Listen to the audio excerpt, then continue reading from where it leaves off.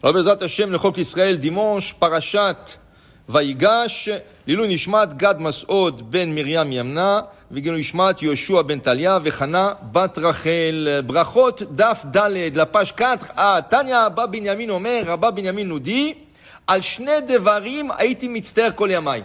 Il était très méticuleux sur deux choses, dit Abba Binyamin. Sur quoi? Al Tfilati Shetes Lifne Mitati. Que ma prière soit devant mon lit. Alors la Gemara tout de suite, Maï lifne mitati. Qu'est-ce que ça veut dire devant le lit? Tu veux me dire que tu faisais shachrit devant ton lit? Tout d'abord, si tu n'as pas arrangé le lit, c'est un baraya, c'est pas propre. Et même si tu as arrangé ton lit, on a dit, et Rabbi Yoshua ben Levi dit, Minayin la mitpalel shelo yeh davar chotzetz beno leben akir. Tu ne peux pas avoir quelque chose qui sépare la personne, entre la personne et les murs.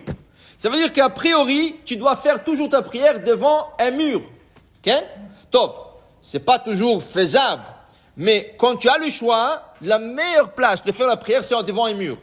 Même si tu écris dans la halakha, tu voyages et tu arrêtes la voiture au milieu de la route et tu descends pour faire la prière. Tu ne peux pas faire la prière dans un champ. Tu dois trouver un arbre et prier devant l'arbre. Okay? Pourquoi? Alors tout d'abord, c'est plus tsniout, c'est plus discret. Deux, on veut pas que quelqu'un passe devant toi. On veut pas que quelqu'un te coupe, comme on dit. Okay? Pourquoi? Alors le Shulchan Aruch dit, parce que ça déconcentre. Ça déconcentre. Deux, selon le Zohar, quand tu fais la Hamida, il y a une lumière qui jaillit de toi jusqu'à la fin du monde. Quand quelqu'un passe, il coupe cette lumière. Okay? Alors la différence entre la halakha et le Zohar, c'est que selon la halakha, après 2 mètres, si tu es loin 2 mètres de la personne, tu peux passer devant lui.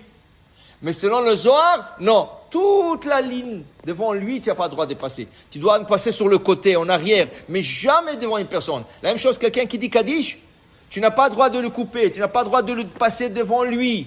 Okay?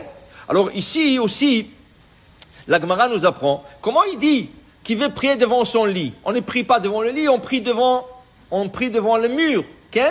Parce qu'une chose qui est mobile, qui bouge, aujourd'hui là, demain là, c'est Khatitza. Alors dit la Gemara, non. C'est pas qu'est-ce que Abba Binyamin voulait nous dire. Abba Binyamin voulait dire quelque chose d'autre. Qu'est-ce qu'il voulait dire? Il voulait dire, Alotema lifne mitati, c'est pas qu'il voulait prier devant son lit, et la samouch le mitati.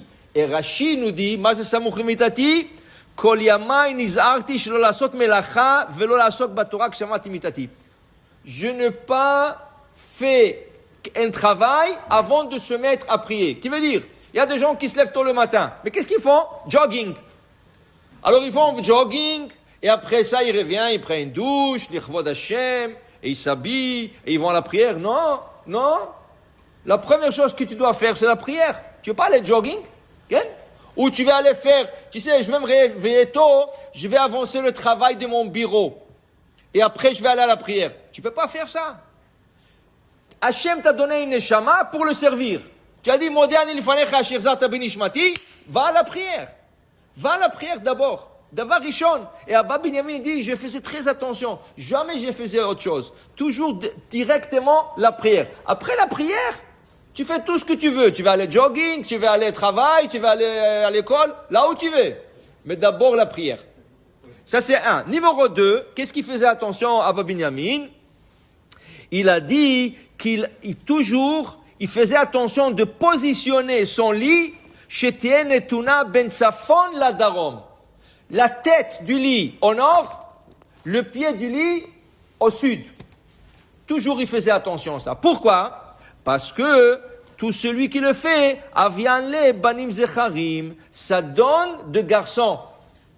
Ça veut dire que si tu vas avoir des garçons, voilà une ségoula. Tu as que des filles. Ou tu n'as pas encore des enfants, tu vas avoir un garçon. Positionne ton lit entre le nord et le sud, la tête au nord, le pied au sud. Ok? Mais l'intéressant, c'est que le Zohar, il dit le contraire. La Gemara lui dit. Mais Rabbi Shimon bar Yochai, il dit non. C'est l'est et l'ouest.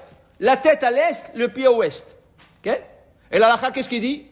Toutes les directions sont bonnes. Si tu veux avoir des garçons, c'est bon. Mais le nord-sud. Okay? Nord-sud. Mais c'est pas toujours possible. C'est pas toujours possible. Des fois, la pièce, la porte est en or. Alors comment tu vas mettre le lit dans le nord? C'est impossible. Okay? Alors on te dit, c'est bien, mais ce qui est intéressant, ils ont trouvé que toutes les pyramides en Égypte, ils ont un coin, il y a 4 coins dans la pyramide, mais un coin qui est toujours parfaitement en or. Ça veut dire pas nord-est ou nord-ouest, nord. Et ils ont cherché pourquoi. Apparemment, il y a une certaine énergie qui émane du nord. Ça veut dire le nord, il envoie une certaine énergie à la personne. Alors c'est pas pour rien que la Gemara nous dit que tu auras des garçons et tout ça.